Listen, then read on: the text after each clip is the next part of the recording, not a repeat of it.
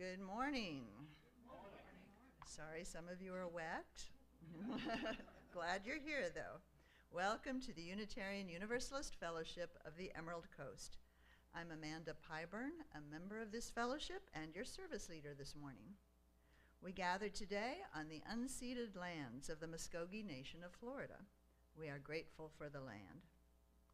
If you're visiting today, we especially welcome you. If you haven't already, please fill out a visitor card by the front door so we can keep in touch and let you know of upcoming events. We feel each of us is on a spiritual journey, our quest for a more meaningful life. We welcome you to share that journey with us. The UU Fellowship is a religious community united by the UU principles you find on the back of your order of service. Now, as we've mentioned before, one major way we differ from many churches, denominations, is that we recognize these principles were written by us, by regular people, not passed down from a deity, a prophet, anyone like that. We change them, redo them as times change and our aspirations evolve. And if we can go to the next slide, I'm hoping we have, yes.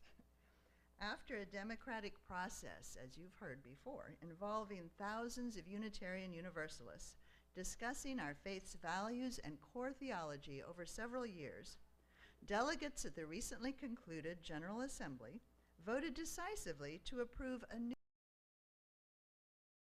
for Unitarian Universalism. This values flower.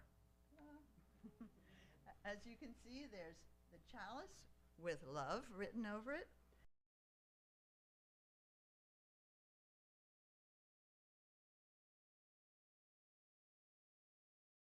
Pluralism, generosity.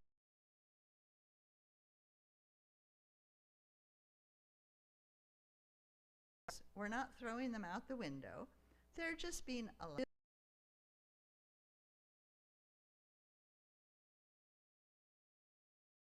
Updating those principles, calling ourselves to act on our beliefs. And we make these changes using the democratic process. Also in your order of service, you'll find announcements and descriptions of upcoming services. I want to especially point out next week. It is T-Shirt Sunday. If you have never been to T-Shirt Sunday before, what happens is you wear a shirt with maybe a picture or some words or something that has some importance to you, something that's meaningful to you. And you get a chance to come up here for just a minute, a few seconds, whatever, to tell why that's important to you. It doesn't sound like a very spiritual practice, but in fact, it's amazing how much better we get to know each other. One of them. Today we have the speaker's circle, which will meet up front and gives you a chance to continue the conversation from today's perspective with our speakers.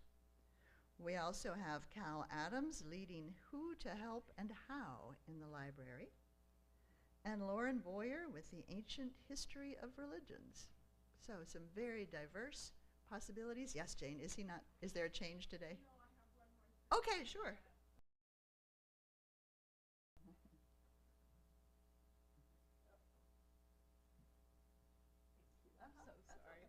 I am so sorry I missed the deadline. If you are interested in participating in mailing nonpartisan Get Out the Vote postcards, we will be doing it once a month, but you can do it between our monthly activities, and that's all I'll say, but find me during snack time and I'll tell you more. It's very easy and kind of fun.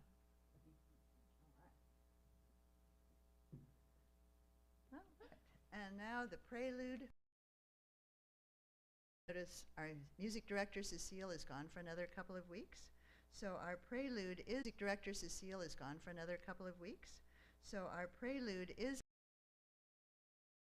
57 if you like to follow along. But it is sung by Dave Rowe, Step by Step, the Longest March.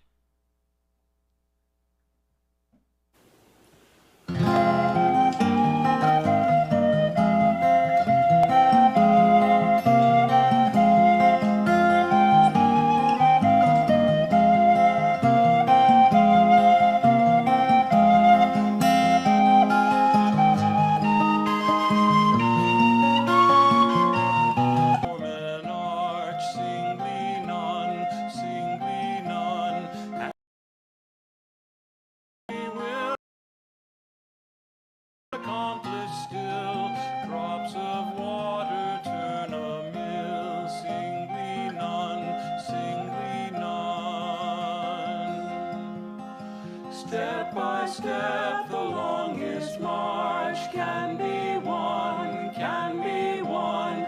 Many stones can form an arch, singly none, singly none. And by union, what we will can be accomplished.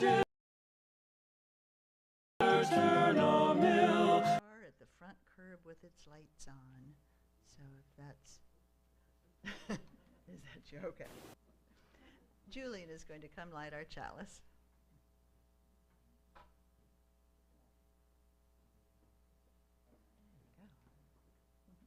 you go.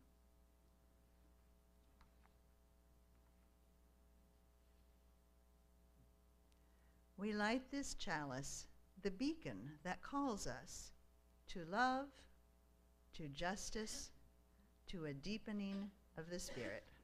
Thank you. We have a responsive reading that is in your gray hymnal at the very back, number 567, to be of use.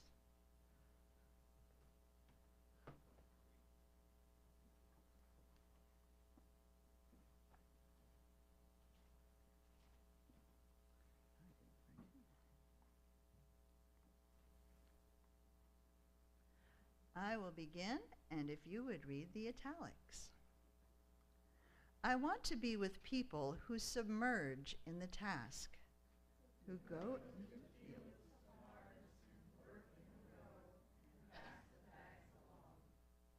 who stand in the line and haul in their places,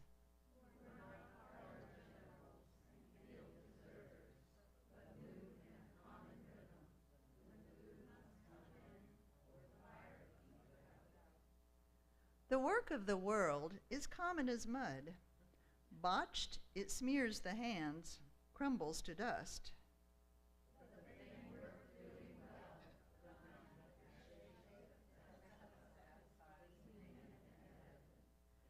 Greek amphoras for wine or oil, Hopi vases that held corn, are put in museums, but you know they were made to be used.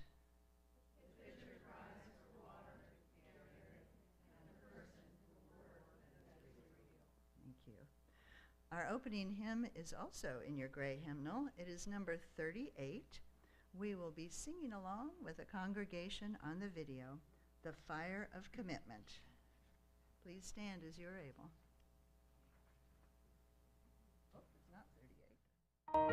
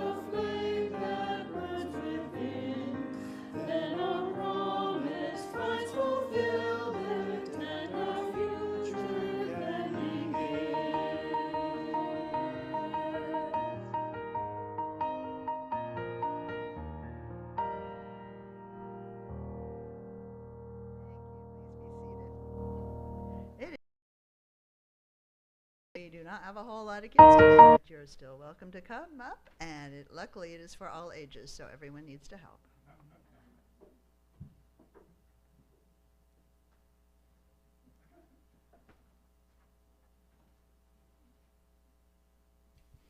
All right.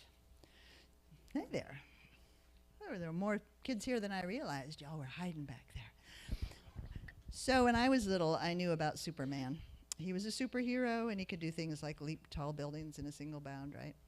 But I know that there are a whole lot more superheroes out there, and they have a lot of superpowers. So I need you to tell me about some of them. Can you think of one superhero and what their superpower is? I bet you know one. Iron Man. What's his superpower? Being smart. Anybody else have one? Anybody out there have one? I bet you do. There are so many. My kids know them all. I don't. Oh, Spider-Man. What can he do? Shoot webs. Ooh, shoot webs. Yeah. Yeah. Can you name one more? Wonder Woman. What does she do? She has if I remember, because it's been so long since I watched the movie, she has this bell kind of thing, and it crap. Actually, some of us know. Help her out, Rose. You know. She's really strong. Awesome. Well, she can do everything. All right. Well, what you may not know is that I have a superpower, too. You might not think so to look at me, but I do. In fact, it's the same one that every adult in this room has, a superpower. You want to guess what it might be? It starts with a V, something we can do. We do pay taxes, this is true. But I'm thinking of something that is kind of related. It starts with a V and then an O, something we can do that's coming up. We can vote. That's right. Voting is our superpower. In most countries in the world, people can vote for their leaders, but not everywhere. Some places they're not allowed to vote. The leader just wants to be in charge always. Some places they vote, but it may not be a fair vote, so it's like maybe they have no other choice but to keep voting for that leader, or they're going to get in trouble if they vote for someone else. So we're very lucky here that no matter what you might hear, our elections are very safe and honest and fair. People work really hard all year long to make it that way. And yet, there are still people who give away their superpower. They think, well, I don't need to vote. It's not going to make any difference. I'm just one person.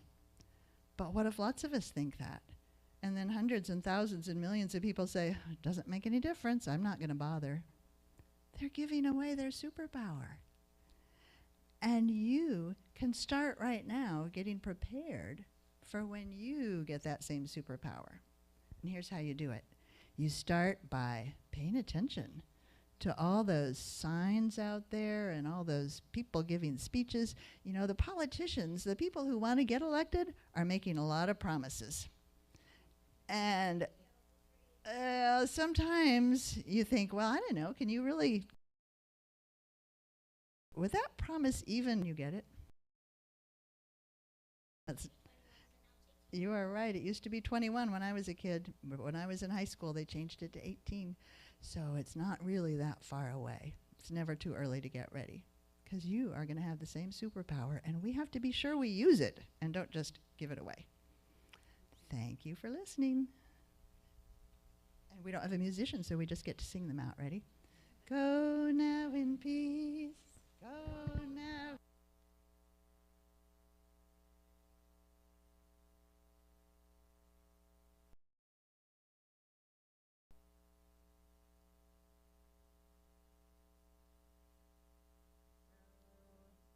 We can do pretty well with that musician. So. Well, the sharing of joys, milestones, and concerns is a sacred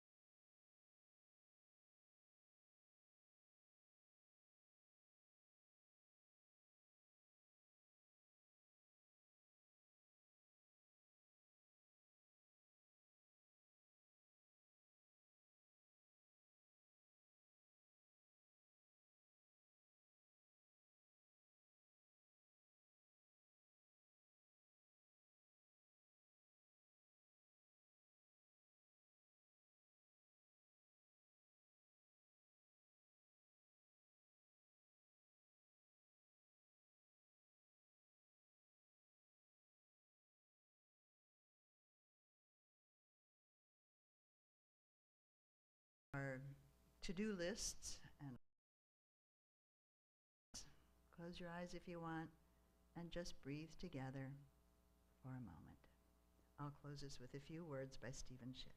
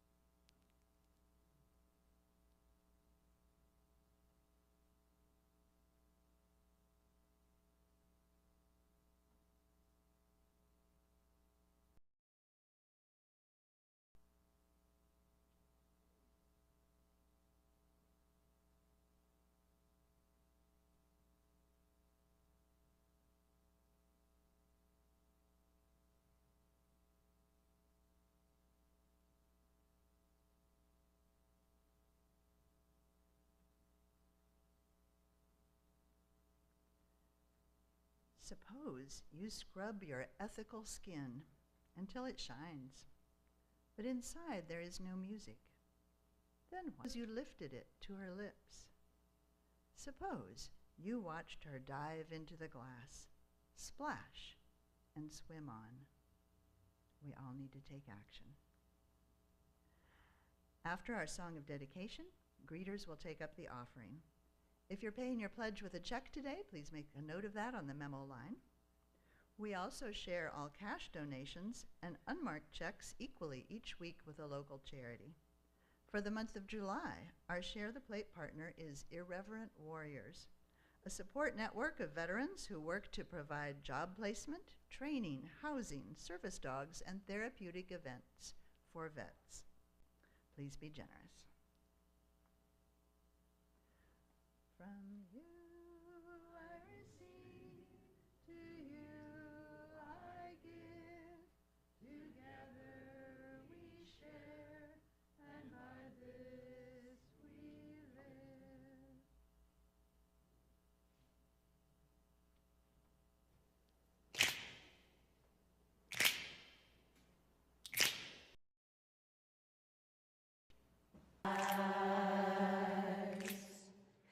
We shall be known by the ones who sow and reap the seeds of change alive from deep within the earth.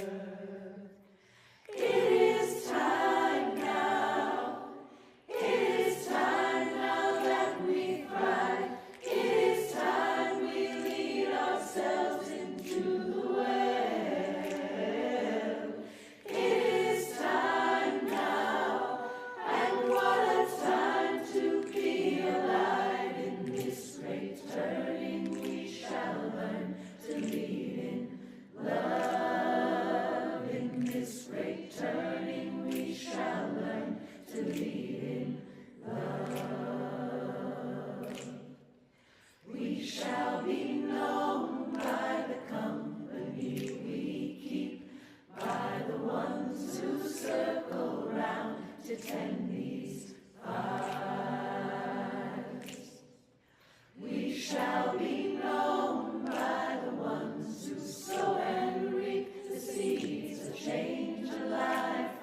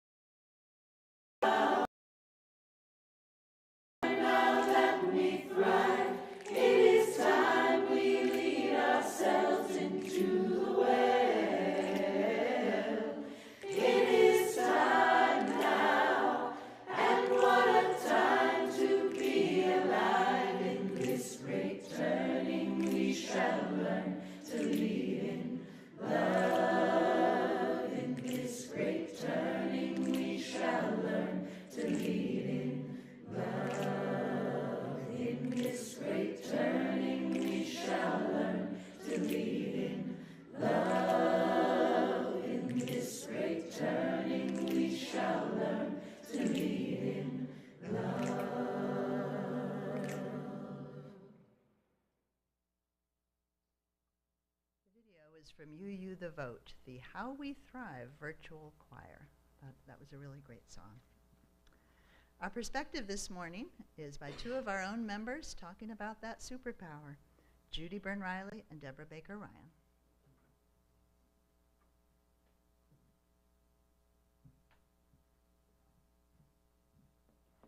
I think Amanda almost stole part of my talk this morning when she talked about superpower. But I've got some other information.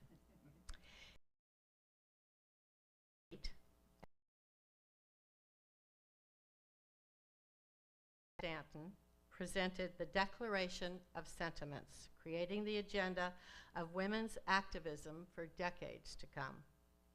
The following years brought the Ain't I a Woman speech by Sojourner Truth in 1851. And in 1866, the American Equal Rights Association was formed by Elizabeth Cady Stanton and Susan B. Anthony, some names we know very well. The movement was very slow, but it was steady. And a women's suffrage amendment, Amendment 19, was proposed in the U.S. Congress in 1878. In 1893, Colorado adopts women's suffrage, and in 1896, Idaho follows suit. And state by state, women's rights were given the right to vote. California, New York, even Arkansas in 1917, and then Michigan and South Dakota, and it went on and on. But those were the states. Those were states giving right to women to vote. It wasn't an amendment to the U.S. Constitution.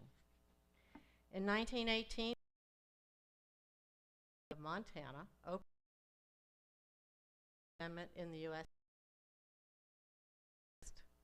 However, the amendment failed to require the 2/3 majority needed in the Senate. In May of 19, no votes, both houses of U.S. Congress adopted Amendment 19, sending it to the states for ratification. By March of 1920, just one more state was needed to get the 3/4 to ratify the 19th Amendment and for it to become law and part of our Constitution. With 30 of the 31 states required to ratify the amendment, the Tennessee General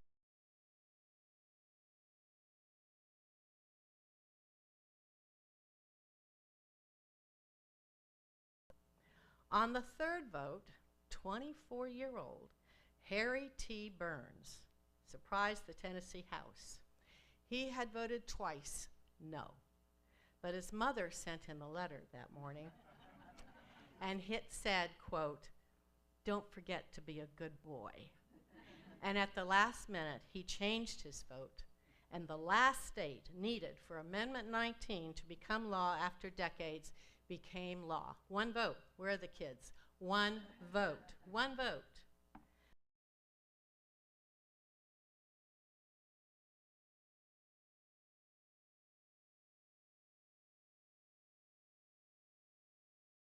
One vote would have made a difference. Somebody didn't go. One vote would have made a difference. In his speech in 2022, Michael Cusi, a lawyer and a professor, noted, "Voting is the highest authority bestowed onto the American people.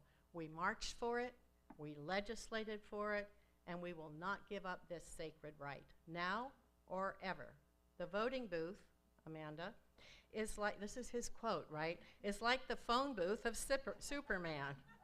We go there with the power to observe a convention as long as the tooth in our country's founding. When we stretch out our hand to give the ballot, we're stretching the strength of the republic. And if we, our other rights can be ignored."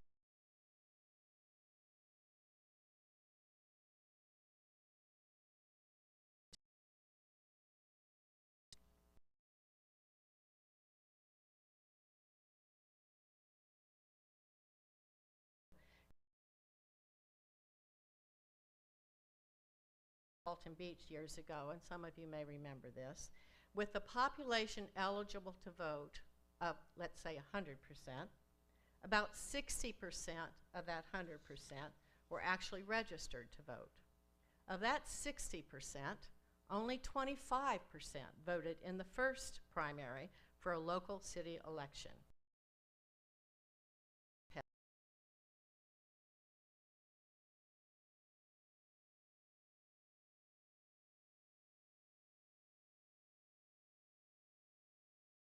Of the total eligible voters actually elected the person to city council, 8%. Some people think that voting really doesn't make a difference, what Amanda was saying to the kids this morning. They think that their ballot is just one of hundreds that have the same values that you have reflected in our country. Only you can vote for the people that you want in public office. Only you can vote for those initiatives that would fund the programs that you like and the values that you support. Years ago, in a discussion about some political idea, I don't remember what it was, and we went on, and at some point the other person allowed that he really doesn't vote. I just got up and left the table. What else can you say? Why continue that conversation? In 1998, an amendment to our state constitution was passed that changed our closed primary system, where only one party votes for that party. I was pleased to have sponsored this amendment. This 37-member group was appointed by the governor, the president of the Senate, the Speaker of the House, and the Chief Justice of the Supreme Court. And I will tell you, of all the activities, community, local, and national I've ever done, it was the most interesting I have ever done. This particular amendment allows all registered voters to vote in any local candidates on from the other party. There will be spoilers, I was warned, and there have been, by both parties in our state. Years ago, our area had an election for the Florida House. Only 2 Republicans were running. One more politically middle ground than the other and would have gotten a lot of the Democratic votes. At the last minute, however, a Democrat filed to run, a person nobody knew, and the Democrats never saw her again after she lost. And in the meantime, only the Republicans could vote in that race. The option of it being Republican filed to run, blocking all Republicans from voting for their choice. Closed primary, which is office of sheriff. Office of sheriff. Following a successful amendment, also followed on in '98, all school board races are now nonpartisan all of the time, but I mentioned it because it is on the ballot. On our ballot in November, there are also 6 amendments for your paper, for your vote, yes or no. And there's a paper in the back. I have a copy of it here, but it's on our table in the back. It has the 6 different amendments, so feel free to take one. And it's just a yes or no. 6 proposed amendments to our Florida Constitution. And there are only 3 ways you can get an amendment on the ballot, which is what we will be voting for. That's in November, however. There are 3 ways. There's a joint resolution by the Florida legislature where they both vote to put it on the ballot for November. There is a citizens initiative, a proposal, and also a proposal from the Constitution Revision Commission, which is what I mentioned earlier. These 3 commissions, this commission meets every 20 years, and it's one of the few ways that you can get an amendment on the state constitution. And this year we have 6 of them, as I said. But only 2 of those are citizens initiatives. Amendment 3 to Amendment 4, giving women the right to abortion before fetal viability. Many of you have signed those initiatives, the ballot initiative petitions that we've had here at the back of the church. Thousands of signatures are needed to get that on your ballot. But there are 4 other amendments that have come from the legislature, of which I will only say, beware of the source. So here's the point. This August 20th, all registered voters can vote. This is it. This is it. It's a winner take all. There is no second primary for voters. The majority wins. No required majority of 50% is needed to win. And there are 5 candidates in one of the districts for the city, for the county commissioners, 5 candidates for District 3. You could win by 21% when you think about it. I think if I've done my math correctly. And the top one gets the job. On March 15, 1965, President Johnson called upon Congress to create the Voting Rights Act of 1965. And he said, "In our system, the first and the most vital of our rights is the right to vote." Jefferson described it as the art. It is from the exercise of this right that all our other rights flow. Those words are true today as they were in March of '65. So this is the why and the what of this coming election, August 20th, and then in November. Deborah will talk about the where and the how, but you are the who. So, thank you. Deborah.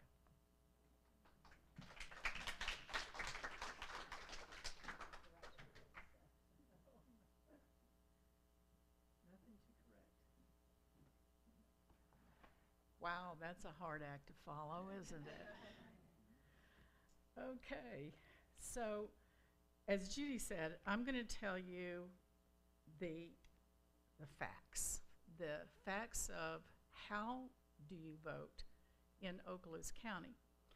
And we have a booklet back there on the table. We have a bunch of copies, so please take one if you're so inclined. This is called the Voter's Guide for Okaloosa County. And it has everything in it that you might have a question about. So feel free to do that. But I'm also going to lift some of the frequently asked questions out of this book and kind of elaborate on them.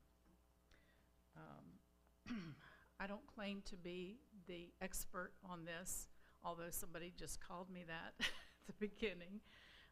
But I have been in politics for the last 10, 12 years. I've been a poll worker, I've been a poll watcher, I've worked with Paul Lux, our illustrious supervisor of elections. He's fabulous, even though he is a Republican. But I do want to tell you this. My perspective today is to give you, the voter, more information about our upcoming Okaloosa County elections. And I thought I'd give you the answers to some of our frequently asked voting questions. These are ones that I've been around my whole life here in Okaloosa County. These questions and answers can be found in the 2023-2024 Voter's Guide, Okaloosa County booklet. And it comes from, and it's printed and created by our Supervisor of Elections, Paul Lux. As I said, the table in front of the technology booth is where you'll find it. There's also some candidate literature there. I think Judy mentioned that.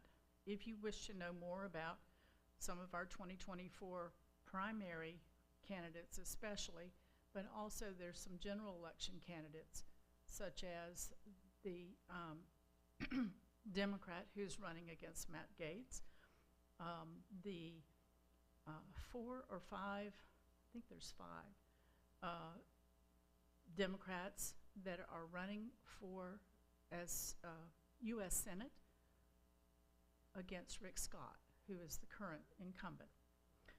So let's get into it. Where do you register to vote? A lot of you may have that information, but the main 2 places to vote, to register to vote, if you've not registered already, is the Supervisor of Elections office, and there's 2. In Okaloosa County, there's one in Crestview, and there's one in Shalimar.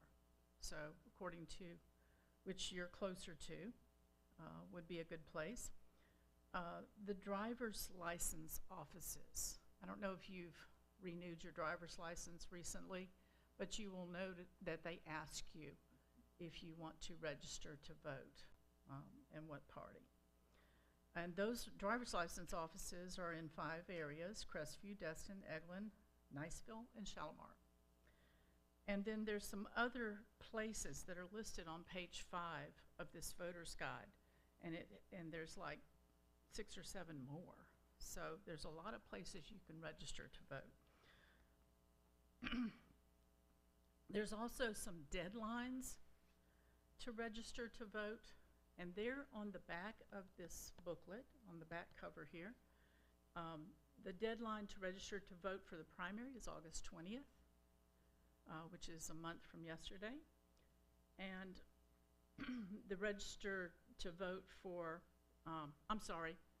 the registration, August 20th is the primary date, sorry.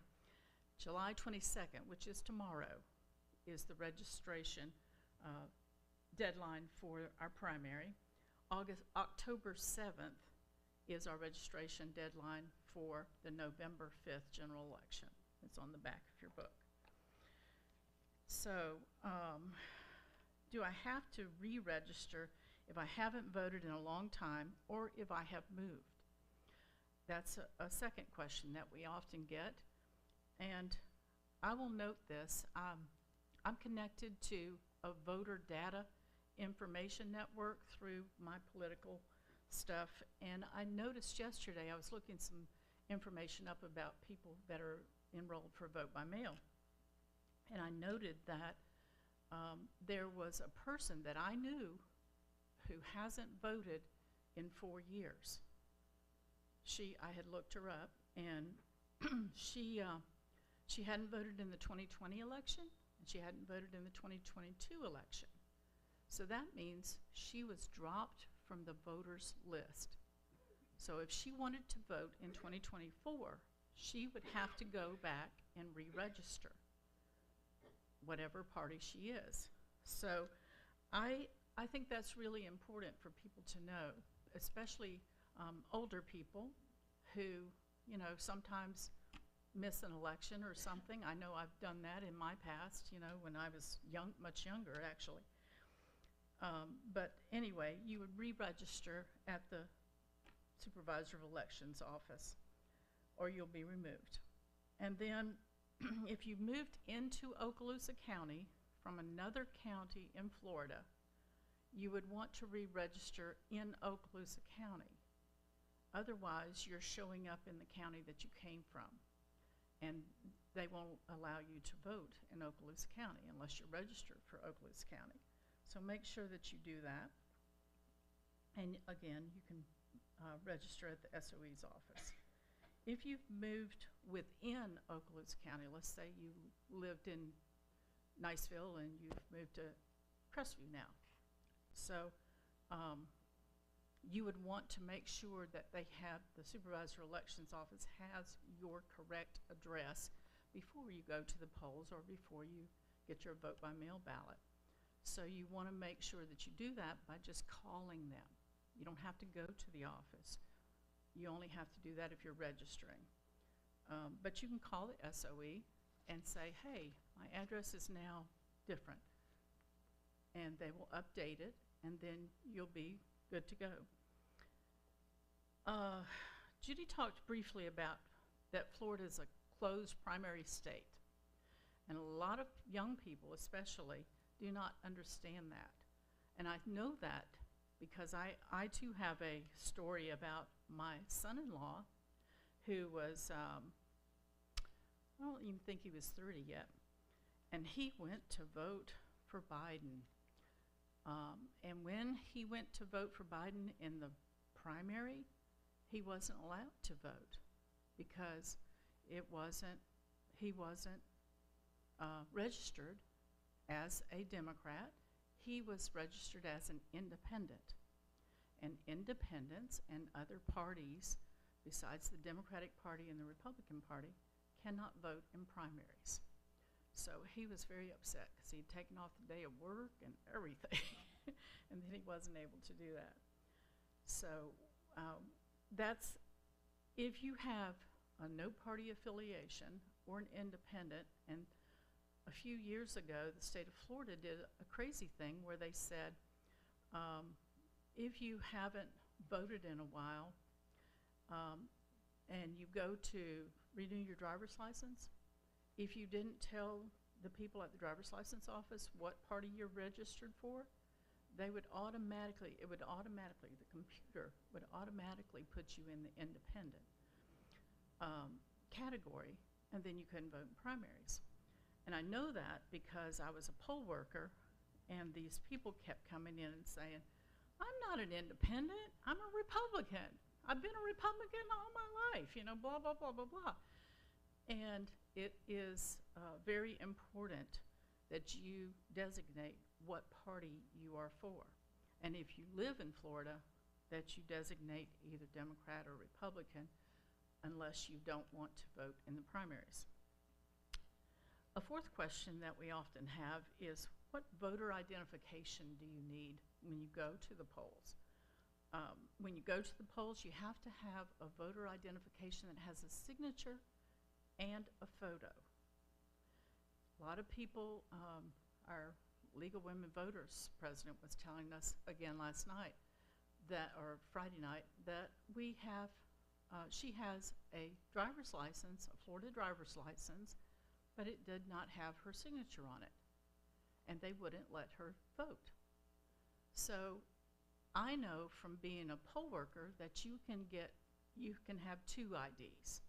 So if you have a photo ID, even if it's not a Florida driver's license, and you have an ID that has your official signature on it, and it matches the signature you have on your registration, then you can vote. Otherwise, they'll make you vote a provisional ballot, and a provisional ballot is simply a hold-in-place ballot, and it's not counted per se unless there's a close race, unless the ballots are, the votes are really close. And then it's kind of like throwing away your vote, like Amanda was saying earlier. So you want to make sure that you have both those things, a signature ID and a photo ID, and usually that's on your Florida driver's license. There's some more information in the booklet about other kinds of ID that you can have, but if you live in Florida, you should have a Florida driver's license or a Florida ID, yes, from the Highway Safety and Motor Vehicles. And then Judy kind of talked a little bit about this in a different way, but there are 3 ways that you can vote in the state of Florida, and usually across the nation. At early voting, you can cast your vote without probably waiting in lines, and they only have 5 or 6 county voting sites that the supervisor of elections decides, but you can go there and vote early before the actual primary, before the actual general election, usually about 2 weeks before. So 2 weeks before the 20th would be what? I'm not good at math. Anyway, you get the idea. And you would, again, you'd have to, if you go to early voting, you'd have to show your voter identification and all that. It's a regular ballot. It's the same as everybody else is going to get. But you're doing it early, so there's not that massive amount of people. You can also vote by mail, which is my favorite way to vote, because you can do it in the comfort of your own home. It's convenient, it's fast, it's easy. My husband and I do it every year, and we have for about 10 years. But we don't mail our ballot back in, but you should mail your ballot back in unless you want to take it directly to the supervisor of elections office. You can do that in Crestview or Shalimar, and they have a box, an official box. A few years ago, they took away the fact that they would have boxes in other places across the county. But now, as long as you sign up for your vote by mail ballot with the SOE by the deadlines, and the deadlines for the primary election is August 8th. So if you haven't done it yet, you can do it. But the ballot comes to you in the mail, you pick who you want to pick, and then you sign it and you mail it back to the SOE. And that's going to give you a whole lot of information about who's in the races and that sort of thing. But also we have that information back there. The vote by mail ballots have dropped already, what they call dropped, on last Saturday. So if you think you haven't received your vote by mail ballot, then you sign up again. And at the beginning of this year, they kicked everybody off.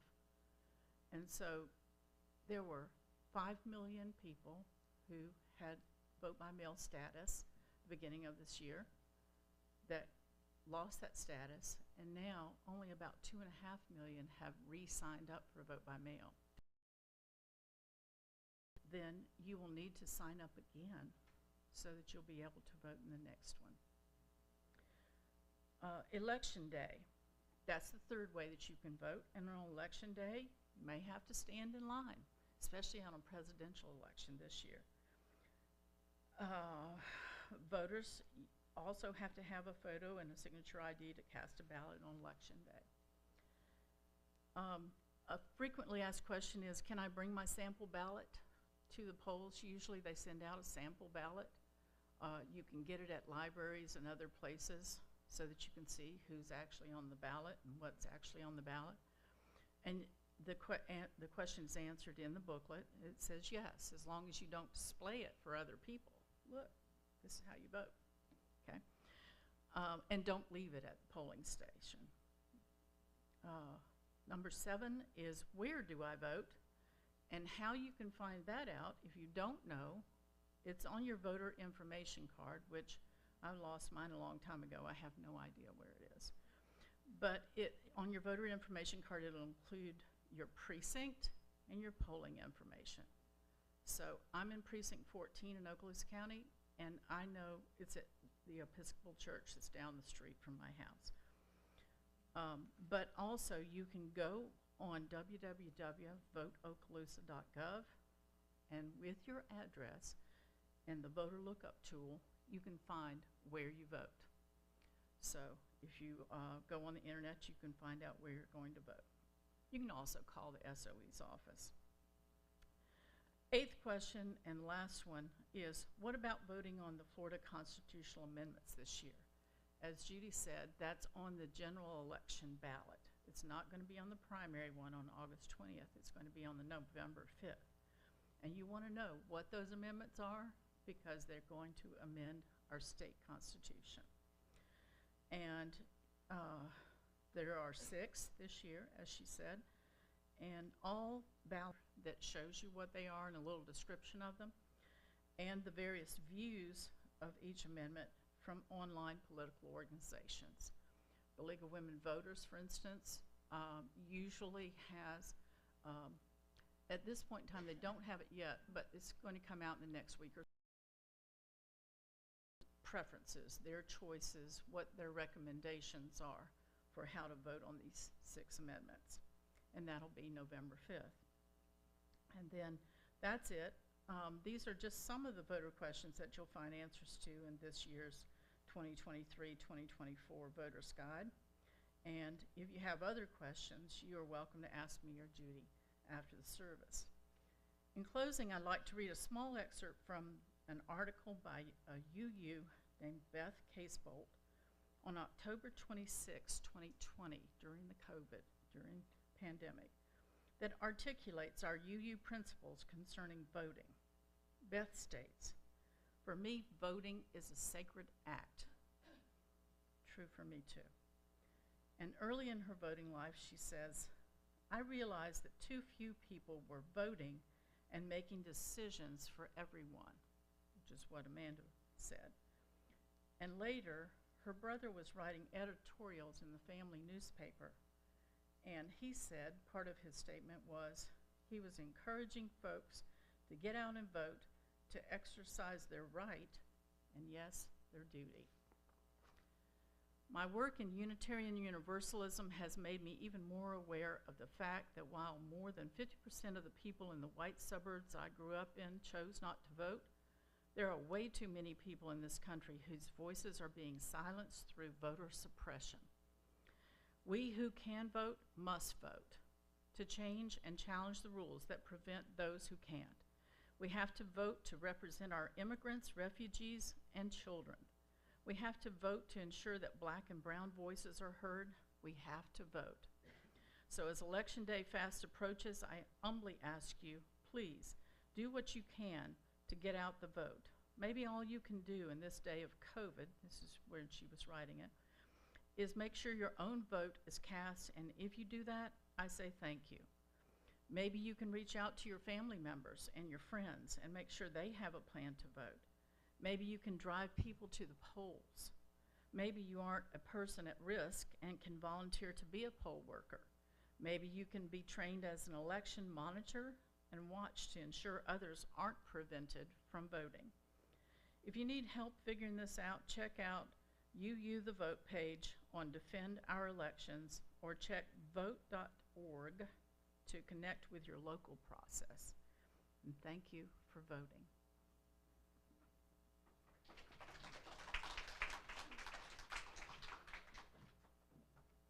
Thank you.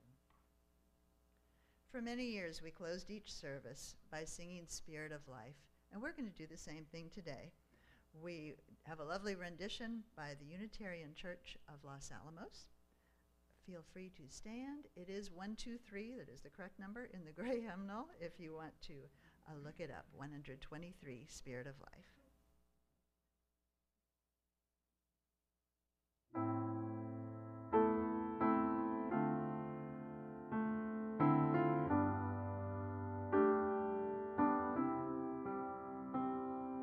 Spirit of life, come unto me. Sing in my heart all the stirrings of compassion. Blow in the wind, rise in the sea,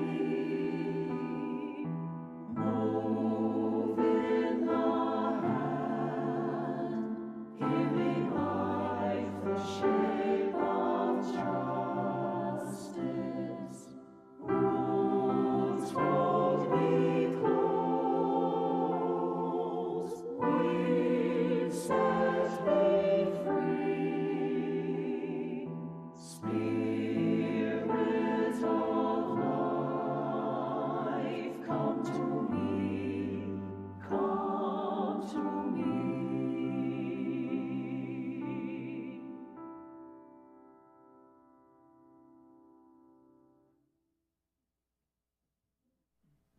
We extinguish this flame, a mere wisp of matter in process, almost as insubstantial as the thought of it. Yet our civilization has harnessed the power of such a flame to drive and shape a new world. So may it be with the power of our thoughts, that in truth and love they may drive and shape a new world. For people who are listening to us online, we say farewell to you now and thank you for coming. Our postlude, we don't have permission to stream, so we're turning off the recording, but you're going to like it.